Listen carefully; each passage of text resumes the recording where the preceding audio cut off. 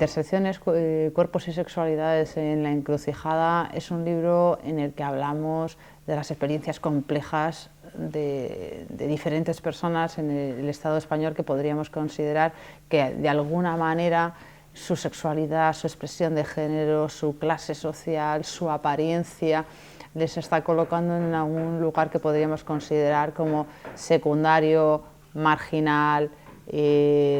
en la frontera de lo que se considera la normalidad. En el fondo yo creo que es un libro en el que estamos poniendo en cuestión las normas que rigen férreamente esto que entendemos como normalidad. Podríamos pensar que la interseccionalidad podría ser como si pensáramos en una persona atravesada, en el sentido de que todas las personas tenemos clase social, todas las personas tenemos acento, todas las personas tenemos una procedencia socioeconómica, étnica. Quizás la imagen que más me gusta es la noción de maraña, una especie como de lío tridimensional, ¿no? Una especie como de madeja desordenada,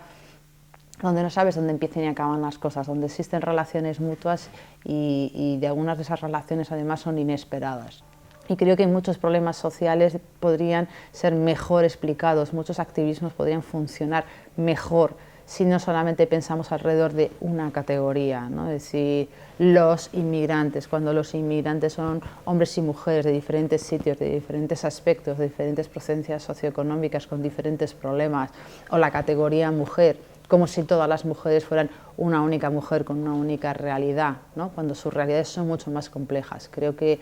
puede ayudar a pensar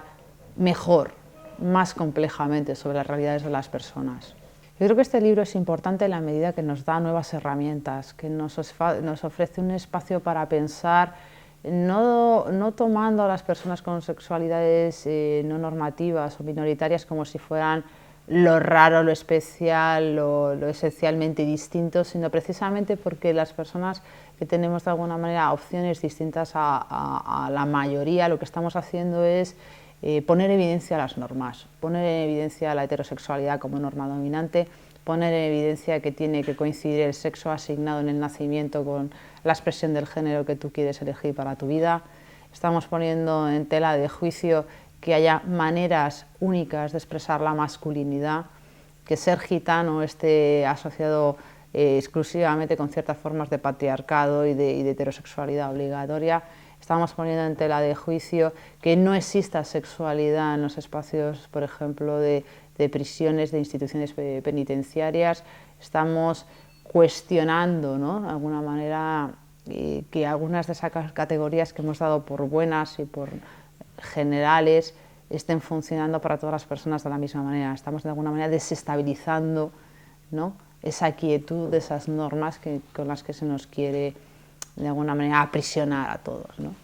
El libro tiene dos partes fundamentales. Tiene una primera parte en la que le hemos llamado textos fundamentales, ¿no?, o textos imprescindibles, en el que contamos con una traducción de un manifiesto feminista negro del Combahee River Collective, que yo creo que es el punto de partida de la noción de interseccionalidad desde los movimientos sociales. De ahí pasamos a otra traducción que hemos hecho sobre un texto clásico de Kimberly Crenshaw, donde se acuña el término de interseccionalidad, y creo que va a ser muy útil traducido al castellano. Y de ahí pasamos a un segundo bloque donde lo que abordamos es la interseccionalidad aplicada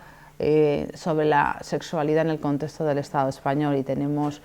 textos como por ejemplo uno de Paco Guzmán y yo mismo sobre las personas que tienen diversidad funcional y son gays, lesbianas, transexuales y bisexuales, y cómo ese encaje entre la teoría CRIP y la teoría queer puede ser interesante a la hora de observar estas realidades. Tenemos un texto, un diálogo estupendo con Carmen Romero Bachiller y yo mismo sobre lo butch femme, sobre las diásporas queer, sobre la transexualidad, que creo que puede ser interesante a la hora de hacer una doble lectura, ¿no?, dentro de la conversación y dentro de los pies de página. Tenemos un texto de Javier Sáez sobre follar a pelo, bareback, en el contexto de los osos, el VIH, la masculinidad en el Estado español, que es tremendamente ilustrador, ¿no?, de cómo se producen cambios, ¿no?, en cómo se vive la masculinidad y qué riesgos y de qué maneras la sociedad nos ayuda a pensar sobre esa masculinidad y cómo algunas personas se muestran disidentes frente a esa noción. Tenemos un texto sobre los gitanos gays en el Estado español de David Berna, en el que él habla sobre esa situación de encrucijada, ¿no? de espacio posible para los gitanos a la hora de buscar unas relaciones, buscar unos vínculos con otras personas, y cómo esto se produce a veces ayudado por la tecnología, ¿no? Y cómo la clase social se vuelve importante a la hora de generar posibilidades, ¿no? Y de ahí pasamos a otro segundo bloque en el que abordamos las personas privadas de libertad con sexualidades no normativas, cruzadas por la clase social, etcétera, etcétera. Y encontramos, por ejemplo, el texto de Gerard Cole, en el que habla del término de la interseccionalidad, y además se aborda una relación epistolar concreta con una persona intersexual que está en una cárcel en el Estado español y que además es de procedencia latinoamericana, ¿no? Lo cual pone de evidencia muchas de las normas sociales de ese contexto carcelario. Tenemos un texto de Virginia Villaplana en el que habla de un proyecto artístico con el MUSAC, que tiene una actividad concreta en la cárcel de León con personas transexuales, con personas homosexuales, migrantes, y cuáles son un poco los resultados de ese proyecto y de esas vivencias a través de sus personajes. También abordamos la cuestión de los centros de internamiento de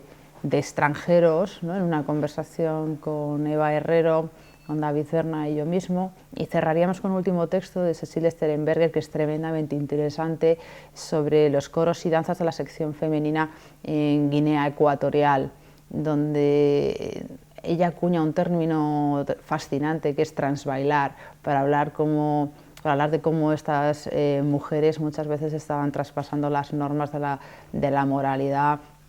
y del nacionalcatolicismo, y que muchas veces ni eran tan blancas, ni eran tan heterosexuales, ni la civilización que estaban llevando a esa Guinea Ecuatorial era necesariamente tan española, ¿no? En conjunto, una serie de textos que esperamos que sirvan de debate y que sirvan de herramientas, ¿no? Para pensar y hacer, y del que esperamos pronto tener feedback de sus lectores y lectoras.